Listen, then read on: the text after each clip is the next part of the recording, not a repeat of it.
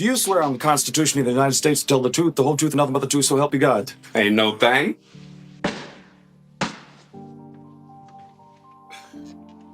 You ain't asking the right questions.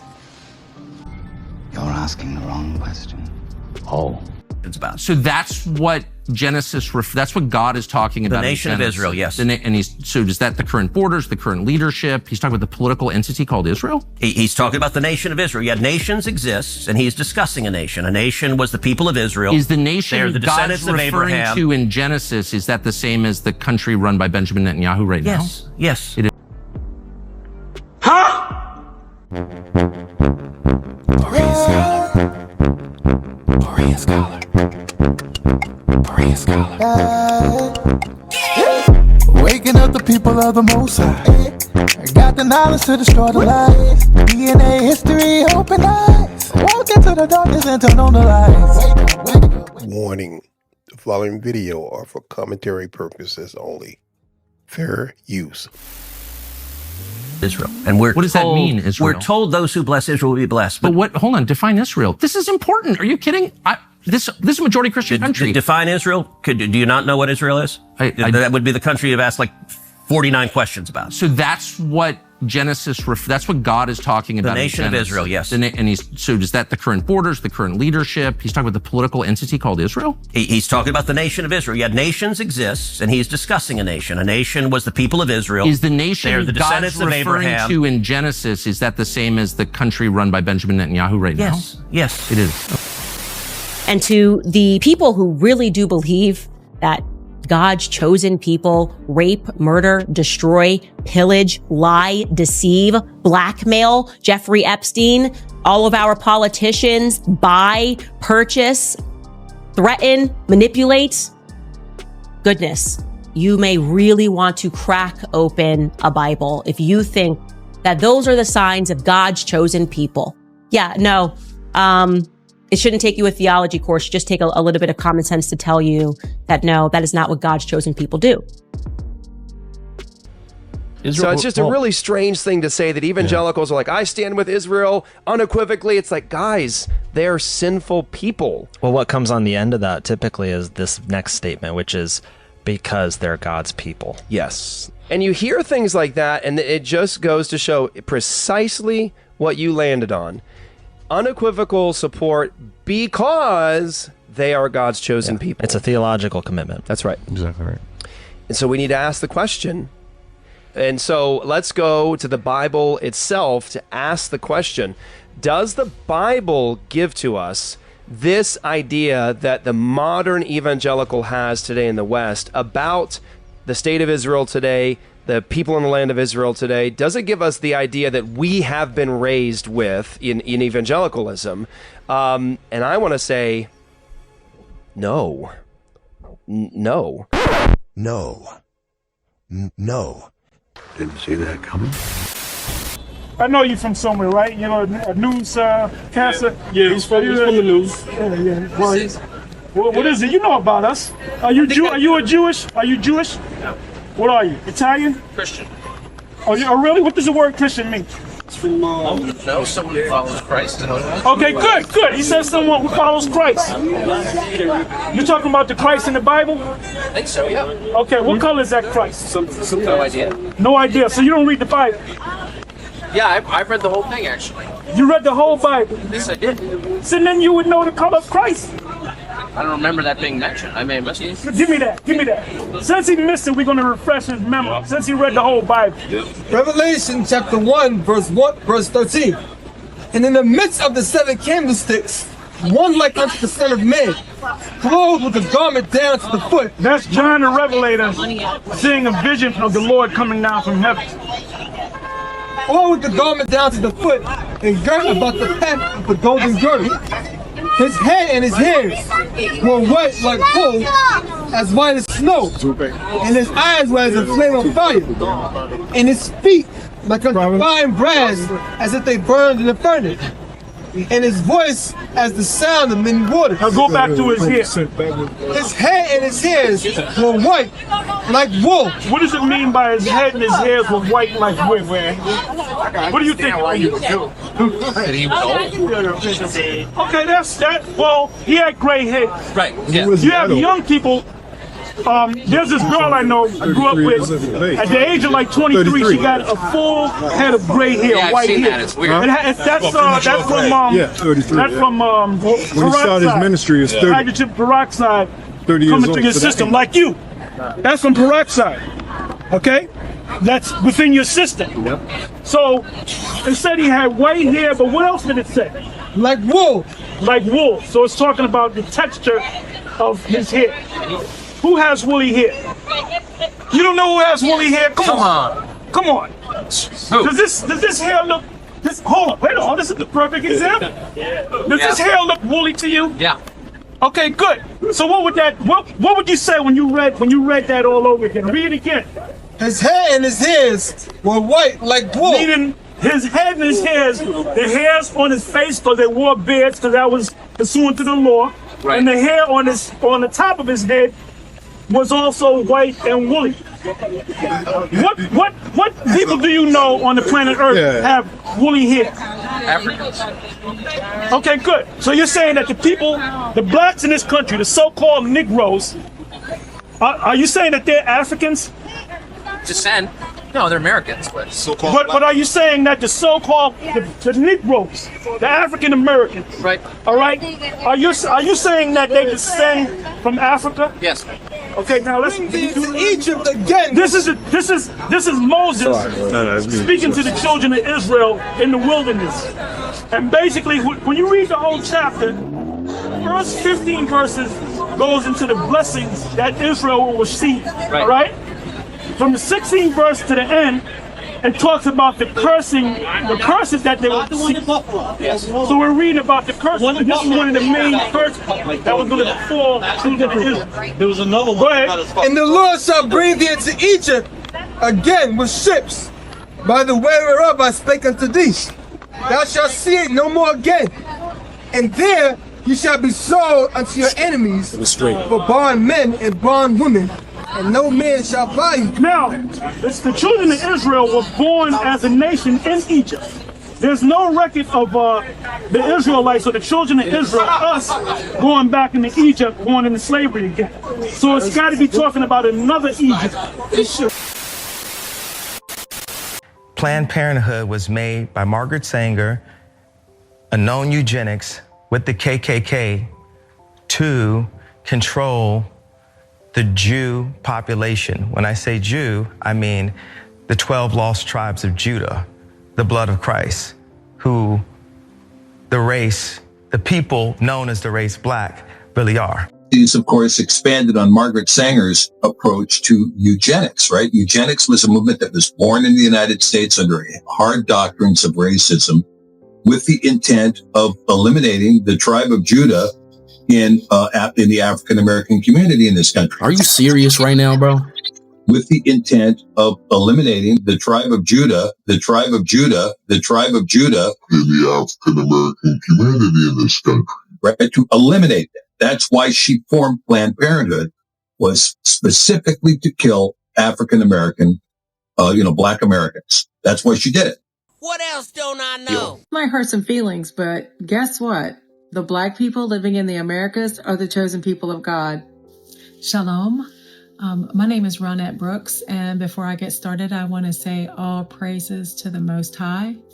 I am a Gentile, and it is very important because I know that Israelites that are in the truth and know who they are going to be hearing my voice. This is not about me, but I do want you to know enough about me that you can know a small piece of my heart. I have known who so-called African Americans are in the United States since 2019. The Most High allowed me to know that they were the tribe of Judah. I've learned since then that it might be some Benjamites in there and some Levites, but all I want to say is I am here with a humble heart, and I am infinitely in awe because I know that I'm speaking to the light of the world. All right, I'm gonna stop her right there. How does her and people like her know that we are the children of Israel, but you don't know that? How does she know we are the light of the world, but you don't know that? How does she know that if you're out here condemning people to hell, you're going to end up right in that same pit with them, but you don't know that? I want y'all to think of it. You think they mean us? Well, let's talk about some historical records with things that we know historically and things that we know by scripture. So at the time of the Messiah, we were in the southern kingdom, Israelites. We saw Israelites of the southern kingdom. So that was the tribe of Judah, the tribe of Benjamin, and some Levites. The northern kingdom fell about 700 years before that. And the Israelites were living in the land until Rome destroyed Jerusalem about 70 years after the Messiah's resurrection. This should just not see that was just not the destruction of a city. It was the mass displacement of all the people, of all God's chosen people. And these people fled to neighboring regions. Some of them were taken into captivity, and a lot of them did settle in West Africa and maintain some identity. What do I mean by that? They maintained oral traditions. They maintained language. They maintained tribal memory, and were in West Africa. So this is not conjecture or my opinion. This is, this is stuff that's backed up by ancient records and linguistic traditions and places in Africa where you can see Hebrew language that had an impact, the cultural practices, but most importantly, prophecy. So I want to talk about the covenant that the Most High made with his chosen people. So first of all, we see the Most High changed Jacob's name to Israel. Jacob has 12 sons. These sons have some situations. They sell one of their, they sell Joseph, and Joseph goes into Egypt, and the people are there. And, a little side note, Joseph was passed as an Israelite. Passed as an Egyptian. I'm sure he was bald-headed and shaved, clean shaven, and he looked like an Egyptian, Egyptian as in people that are from Africa. So Joseph looked so much like an Egyptian that his brothers did not recognize him. And a lot of people say, oh, it had been a long time. No, he looked like an Egyptian because he was of the same skin color as Egyptians. Just wanted to hit that little side note. So anyway, we've come out of Egypt now, and we're in Deuteronomy, and he's told us that he has many nations, but he's got his chosen people. They're the apple of his eye, and they are his inheritance, and they are going to have the covenant. And the covenant is got a long list of blessings for obedience and a long list of curses that will happen for disobedience. And I think that everybody that grew up with a Bible in their hand, in their home, knows about the curses and the blessings. And, this is a borrowed book for me. I'm not here to read the word to a lot of Israelites, but I do want to use a very key phrase that deals with identity.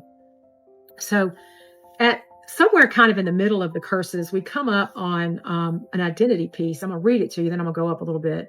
Isaiah 28, verse 46 says, and they shall be upon you for a sign and for a wonder, and upon your seed forever. So what is this they? He's actually talking about the curses. The curses are going to be a sign on the heads of the seed of these people forever. So let me just go up a little bit. Moreover, all these curses shall come upon you and shall pursue you and overtake you till you be destroyed, because you hearkened not unto the voice of the Most High to guard his commandments and his statutes and which he commanded you. And they shall be upon you for a sign and for a wonder, and upon your seed forever. So we're talking about curses that are going to be cyclical. They're not going to be a one-time historical event, and it's going to be something that happens, and that's how we're going to know who the Most High's chosen are. I want to skip ahead to still in 28, and we're going to look at 68. And the Most High shall bring you into Egypt again with ships. By the way whereof I spoke unto you, you shall see it no more again, and there you shall be sold unto your enemies for bondmen and bondwomen, and no man shall buy you. I have seen reels of Black people saying that Black people are not the chosen because it says nobody's going to buy them. So that is a mistake in understanding. That's a lack of understanding about the Hebrew language. So we're told very clearly in the King James Version, and I think also, and then in this Sefer, we're told very clearly that you shall be sold unto your enemies for bondmen and bondwomen. We're talking about slaves. And then no man shall buy you. So what does that mean? That means there's not going to be a redeemer. That Hebrew language there, the purchaser, is somebody that would buy you to free you from your oppression. There will be no redeemer. And so when we think about the people that have given their lives to try and redeem you, Harriet Tubman, Marcus Garvey, Abraham Lincoln, we are in a total falsehood about Abraham Lincoln and who he was, if you go by the education from school. Malcolm X didn't get it done, gave his life. And then, of course, Martin Luther King Jr., we know how that ended.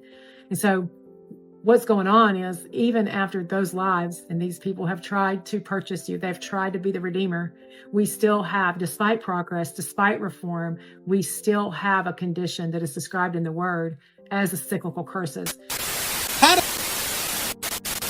Who are the Jews? So thinking about that particular, let's notice the passage with which we want to begin, and that is Revelation chapter 2 and verse 9. Revelation chapter 2 and verse 9, the passage that was read in your hearing a moment ago. John, writing to the church at Smyrna, as he writes to the 7 churches of Asia, writes particular words that we want to notice, and I want you to look at them on the page. And as you're turning to that, we want to note also this. You're familiar with, and you might recall that the background of Revelation is simply this, that John writes to the 7 churches of Asia. Asia being a Roman province on the eastern side of the country of Turkey. When we were in Turkey about 3 years ago, I found out that we don't say Turkey. That's not how you say it. That's not how you spell it anymore. And officially they changed it. So they inverted the E and the Y, I suppose is how they do it. I don't know, I may be incorrect on that, but they say you have to say Turkey. Be that as it may, the 7 churches of Turkey, Asia, on the western coast of Turkey. So that's those churches to whom John is writing, Smyrna being one of them. And here's what John has to say regarding the church there. He says, I know your tribulation, that is, the persecution that you're facing, and your poverty, but you are really rich, and the blasphemy of them that say they are Jews but are not, but are of the synagogue of Satan. Now, there are a couple of things that we want to notice as we examine those last 2 lines, the last 2 clauses. That is to say, the synagogue of Satan, those who say they are Jews and are not.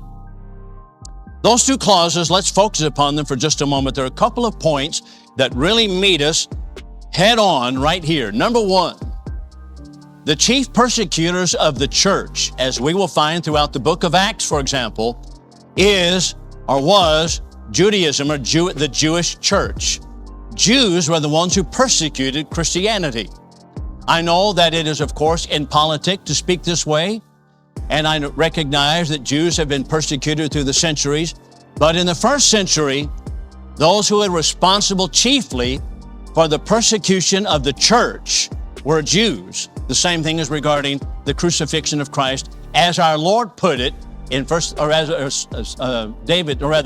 Paul put it in 1 Thessalonians chapter 2, verses 14 through 16, that the Jews were responsible for the murder of our Lord. So there's number 1, that the Jews are the persecutors of Christianity. And not only so, but because of that, he calls them the synagogue of Satan. Now, I recognize also that that is not according to the style manual that people want to use today to speak or to write. I was talking to Nita on the way over here and pointed out that as a journalist, or people who are journalists, they have usually style books, and here's how you have to say things, here's how you have to put it. Usually it's politically correct way to say certain things, and those are style books. John did not follow the style book. Many preachers want to follow the style book, but John did not follow the style book. He said, the synagogue, that is the instigator of persecution, is a synagogue of Satan. That's a strong term. Not only so, but he says that those who are claiming to be Jews, but they are not. They're not really Jews. That is to say, they may be connected by blood in the first century to Abraham, and they might be able to trace back their lineage through the centuries, but he says they are not true Jews. And we'll come back to all of this in just a moment. So we're thinking about who are the Jews. I've had in my possession for the last 40 years, I suppose it is, this manuscript called Facts Are Facts by Dr. Benjamin Friedman. Benjamin Friedman was a Jewish scholar and a Jewish businessman, and in this manuscript, which is typed, this is an 85-page manuscript, it's just on typed notes. And in this manuscript, he's writing to Dr. Goldstein, and it's dated 1954. And here is Dr. Friedman's thesis. And he began by saying this: Jesus was not a Jew. When I first read that, I thought, what are you talking about? Jesus was not a Jew. I don't understand that. What do you mean Jesus was not a Jew? But as I began to read, I noted that he is using the word Jew in a different sense. And here's the idea, here's the thesis. And that is that the Jews of today do not trace their heritage back to the Jews of the Bible at all. But instead, they trace their heritage back to the kingdom of Khazaria to the 7th and 8th century AD, which was located in the steppes of Russia. That is, they're Ashkenazi Jews or Sephardic Jews, that is from Spain, but they all trace their origin back to the kingdom of the Khazars, and none of them, practically none, if there are any at all, trace their lineage back to the time of the Bible and biblical Judaism. So when we use the word Jew today, he points out, it is completely different than what was used in the Bible. Now that was a basic thesis. And as I read through it, I noted that he quoted one historian after another historian after another. And as I began to dig through the histories that I could find, I found that he was exactly accurate. That is, that people who call themselves Jews today are not traceable to the seed of Abraham at all, but only are traceable to the kingdom of the Khazars. And what happened was that there was a king by the name of Bulan, and he was called the Kagan or Kagan, K-A-G-A-N, that would be the king. King Bulan was concerned about the immorality of the kingdom of Khazars over which he ruled. Therefore, he hired Pharisees, some of that which was left in the old country of Babylonia, Persia, and he hired them to come over and teach them Judaism in order that he might quell some of the immorality in the country, that they might learn to live better. And consequently, we have a national conversion into Judaism of the people of the Khazar kingdom. But they are not traceable at all to Abraham or the Jews of the Bible. Now, that's how he pointed it out. And he quotes one historian, as I said, after another to show that this is exactly what had happened. I thought this is an earth-shattering, an earth-shaking conclusion. But then as I began to cast about, I noted other historians and most of them all Jewish people saying the same exact thing. For example, this one's not a Jew, but this man is a British historian by the name of Chamberlain. At the end of the 19th century, he wrote a book, The Foundations of the 19th Century. He pointed out that Jews today are illegitimate. That is to say that they're not traceable, once again, to the Jews of the Bible. There is no heritage by blood at all. Not only so, but then there came this book in 1976, and it's written by Arthur Kiesler, who was a Zionist Jew, and here it is. Arthur Kiesler, in his book called The 13th Tribe, a Zionist Jew, writing, and he agrees perfectly with Benjamin Friedman by pointing out that all Jews today only go back to the kingdom of the Khazars, K-H-A-Z-A-R, kingdom of the Khazars, and have nothing to do with a Bible Jew. They all are converts, they're all proselytes from the Middle Ages. And he pointed that out. Now, Arthur Kiesler, as a matter of fact, was wanting in 1976 to give answer to the Hitlers of the world after we'd seen the great atrocities against the Jews in Germany. And so he wanted to give an answer to Hitler and all of those anti-Jewish people. But what happened was that his book caused a tremendous backlash among his fellow Jews because he let the cat out of the bag, so to speak. Here are some of the statements that he makes. Number one, he said the bulk of modern Jewry is not of Palestinian, but of Caucasian origin. Their ancestors came not from the Jordan River, but from the Volga. That would be the river valley in Russia. Not from Canaan, but from the Caucasus Mountains. The main bulk originated from the Khazar country. Now, what all of this means is the following, and I put it on the bottom of the screen, and that is that Jews today, that is those we know of as Jews, are not traceable to the Jews of the Bible and have no ancestral claim to the land of Israel at all. Now you can see how this would be a political earthquake. And Arthur Koestler had, as I said, tremendous backlash, not only from many people in the secular world, but from many of his own fellow Jews. But he documented it carefully with all these histories, just as Benjamin Friedman had done. But now we come to this other one, and this man is named Shlomo Sand. We're coming down to 2007. And here's his book. It is a fascinating read. He's a great scholar from the University of Tel Aviv, no less. Shlomo Sand. And his book is called The Invention of the Jewish People.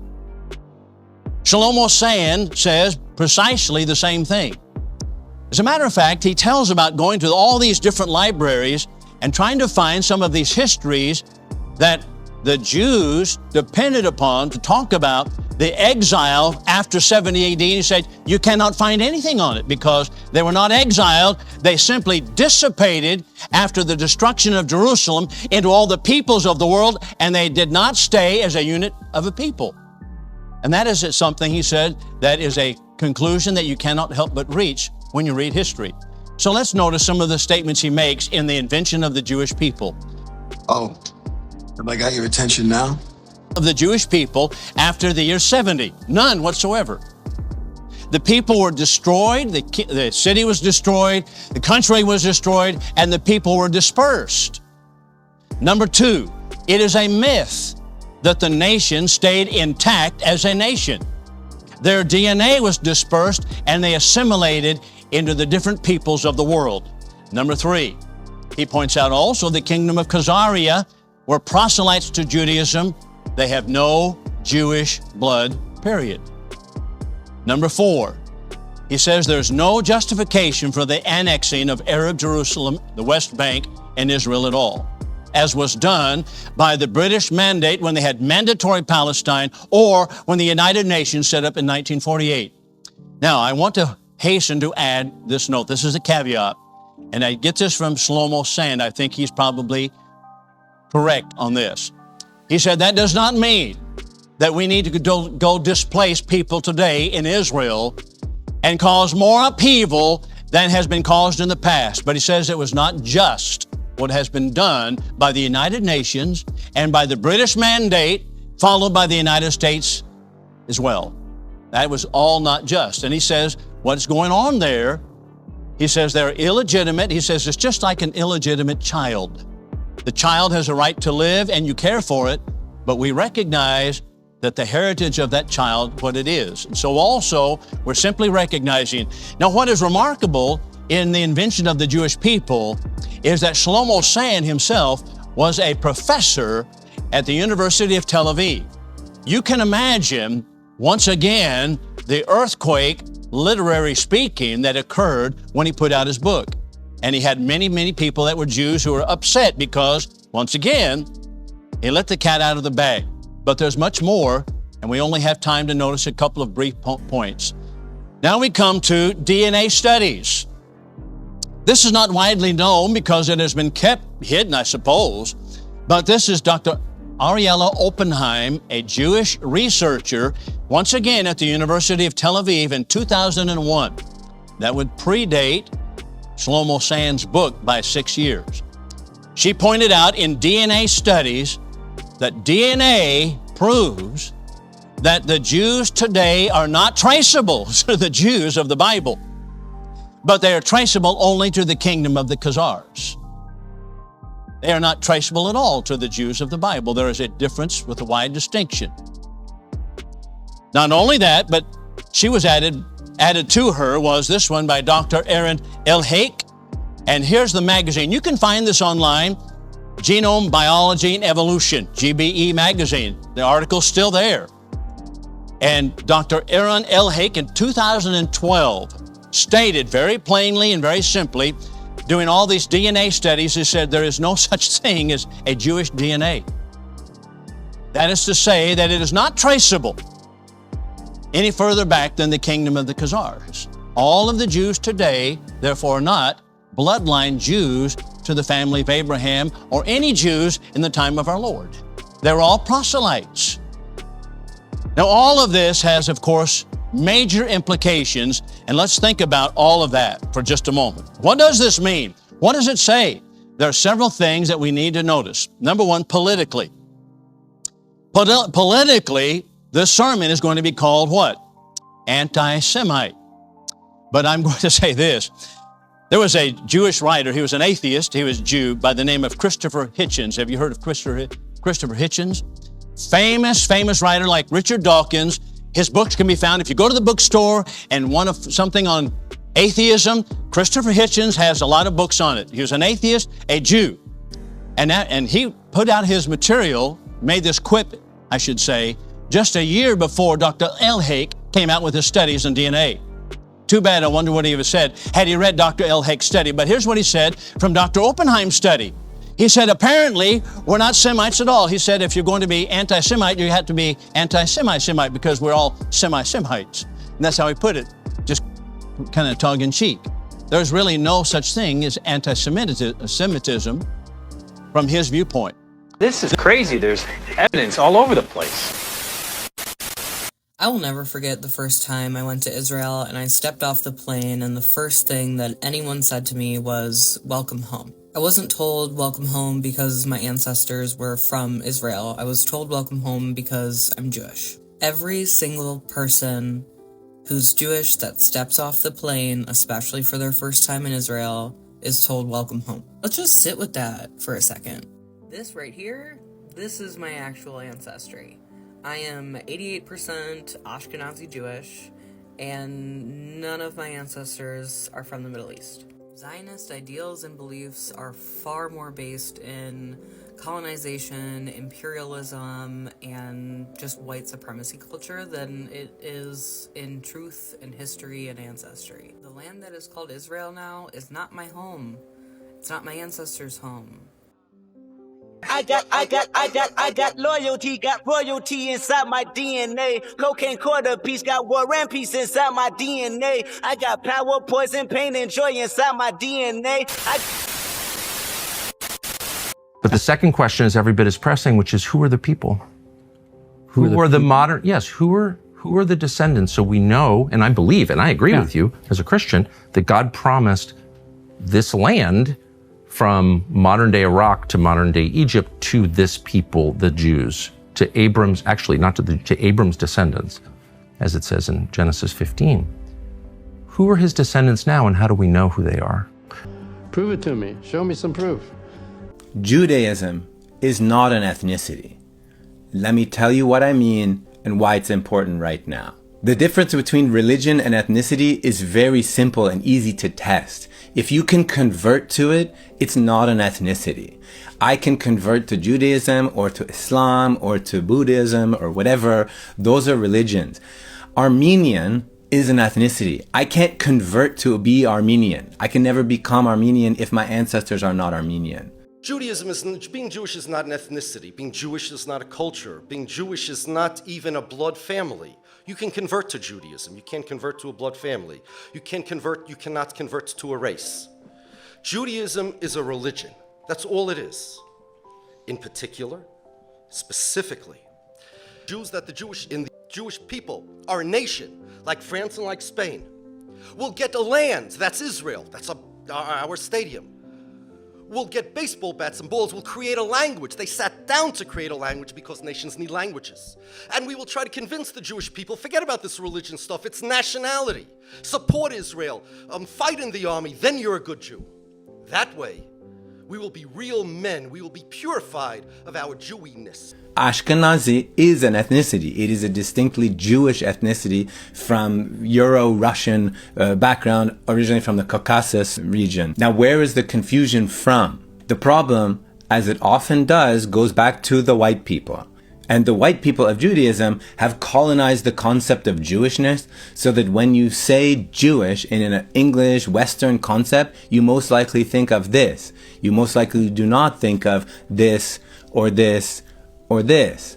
That is a deliberate confusion that goes back 130 years to the Zionist European project that is essentially a white nationalist project. Because when the Zionists were colonizing Palestine, when they would say Jewish, they meant white European Ashkenazi Jewish. That's what they meant. The project to conflate white Euro-Russian Jewishness with all of Jewishness is a distinctly Zionist project. It is racist because Zionism is racist. To this day, almost all of the people in power in Israel are Ashkenazi people. It is a white nationalist project, and that is why it is so akin to other white nationalist projects like the US evangelical white nationalist movement. That's why they're best friends with racist, anti-Semitic Reverend Hagee, Lindsey Graham, all these. It is key to the anti-Zionist project to not only separate Judaism from Israel, but also to separate the concept of religion and ethnicity within Judaism, within Jewishness, because the colonization of Jewishness by the white Jewish people is as violent as the colonization of Christianity by the white Christian people. A lot of people are waking up now. What do you think about this topic? Remember to be a Berean scholar, as it is written in the book of Acts 17 verses 11 to 12. Now the Bereans were more noble-minded than the Thessalonians, for they received the message with great eagerness and examined the scriptures every day to see if these teachings were true. It's time to deepen your understanding and see your reflection within the sacred pages. Please click subscribe, and click the notification bell to stay up to date with the Berean Scholar channel.